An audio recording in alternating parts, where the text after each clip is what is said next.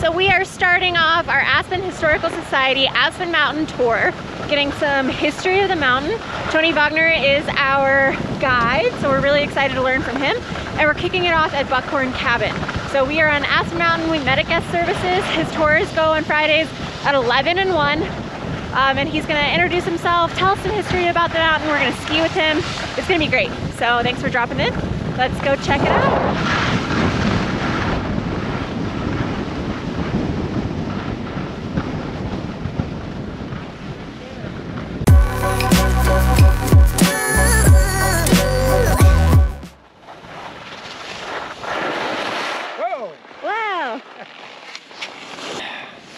My name is Tony Vagneur. I was born here. I've been here ever since, which gives you a clue as to how smart I might be. But anyway, Bluebird Day, we're having a history tour on Aspen Mountain, and here we go. So, we're standing on Aspen Mountain, world famous, but it wasn't intended to be that way. 1936, three guys got together at a cocktail party in Southern California, and they're going, you know, there's no skiing in the US like there is in Europe. And then one guy who had grown up in Aspen, TJ Flynn, said, well, let me show you guys something. So they rented a little plane, flew up. If you look across the valley, you see Mount Hayden, the flat face. And they go, oh yeah, that's like European skiing. We can have some fun with that. So they formed the Highland Bavaria Corp. There's a ghost town over there, Ashcroft. They were going to make Ashcroft the village, and they were going to run like a European tram from Ashcroft to the top of Mount Hayden. And they hired a couple of Frenchmen, Andre Roche, Gerhard Lang, to survey runs on the mountain. They built a lodge, the Highland Bavaria Lodge, which is still there, but it's a private residence now. And they had it going on. But then World War II started. And one of the three, Billy Fisk, had been in the Royal Air Force. So immediately they recalled him back. He was the first American pilot killed in World War II. That really took a lot of their enthusiasm out, motivation. But you couldn't build anything during the war anyway, because they needed all the iron and steel for the war. So nothing happened there. But coincidentally, over near Leadville, about 40 miles as the crow flies, the Army set up a training camp for mountain soldiers on skis called Camp Hale. And you've heard of the 10th Mountain Division? Yeah. That's where that came from. So those guys, on furlough, they could take the train over here, or sometimes on a bivouac or a mission, they'd ski over and stay at the Hotel Jerome.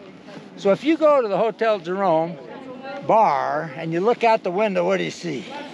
Aspen Mountain. Yeah. So some of those guys are thinking, you know, when the war is over, we're going to come back here and start a ski area. We're going to go down this road, I don't know, a couple hundred yards. Anyway, take a right, and then we're going down there a little ways, and we'll stop. Okay. Again. Okay? Okay. This is the coolest place. I'm loving it. I know.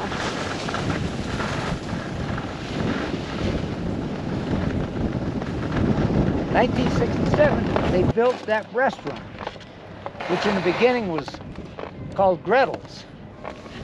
Gretel was a German Olympic ski racer who at the time was working for the Aspen Ski Corp as an instructor.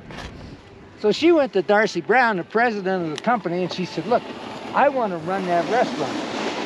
And he said, well, I don't know. What are your credentials? And she said, taste my strudel. So that was Gretel's restaurant. She retired. A woman named Bonnie took it over. Bonnie retired. It's now run by a woman named Bridget. Now, Bridget grew up in the sun deck because her parents ran the sun deck. And so Bridget's lived on this mountain like almost all of her life in the winter anyway. Nice. And do So- they still use the same strudel recipe? Same recipe, you bet. Oh, we're gonna use So if you get a chance, I need to get the homemade whipped cream on it. yeah, exactly. So special. And you know, you don't really need any other thing for lunch. Yeah. Just, It's a good portion. okay.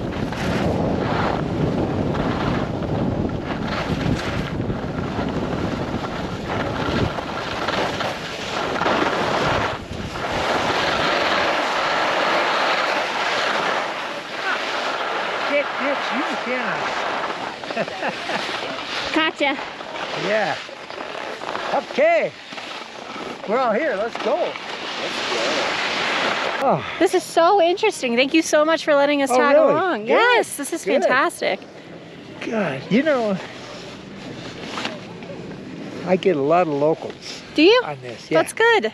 And it's always fun because somebody always knows something Yeah. that you say, oh, okay, good. Thank you for That you can- participating. Yeah, that you can add to your tour too. Yeah. So how long have you been doing this?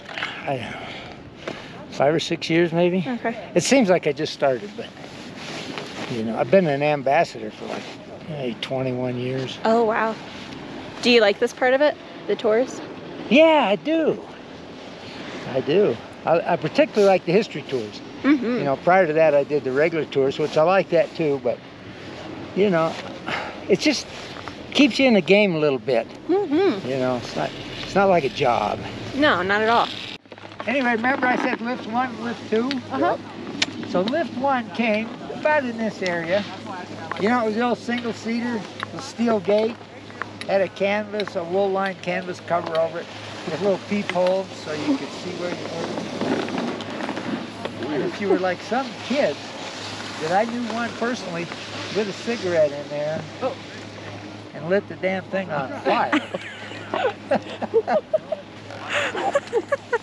That's not funny. Well, it was till I got up here. And a trail of smoke. Boy, I thought they were going to kill me. The lift off. Anyway, so you open that gate, got to go around the bull wheel, and then you got on lift 2 just over the hill here a little bit. And if you look, you can see the old number 2 lift line right behind that guy, just to the right of that guy with the helmet there.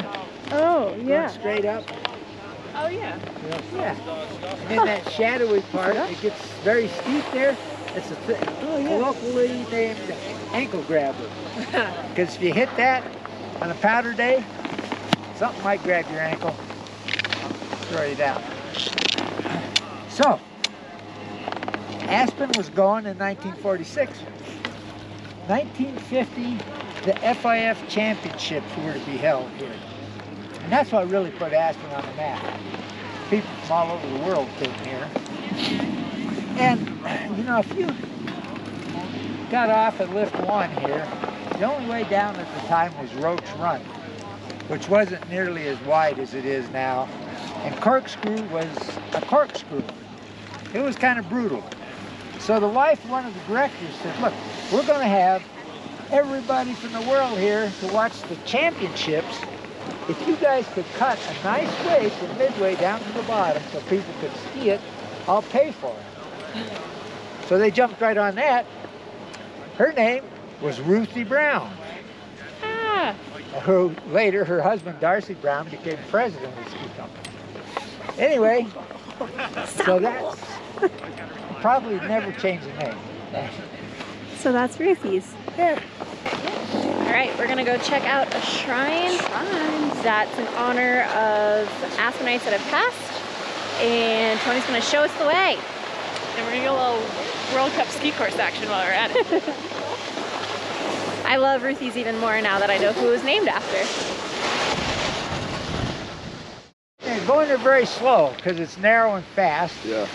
And you get in there, not very far, you'll see pictures on the trees. Oh, cool. And those are all Aspenites that skied on this mountain but have died. Oh. And they're memorialized in there. Oh, wow.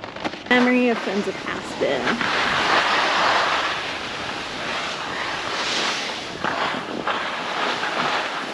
In memory of dogs of Aspen. We love our puppies.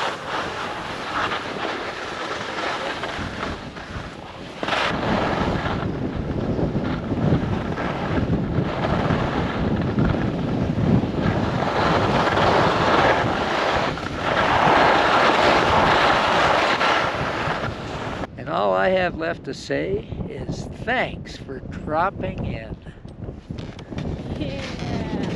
You're the best.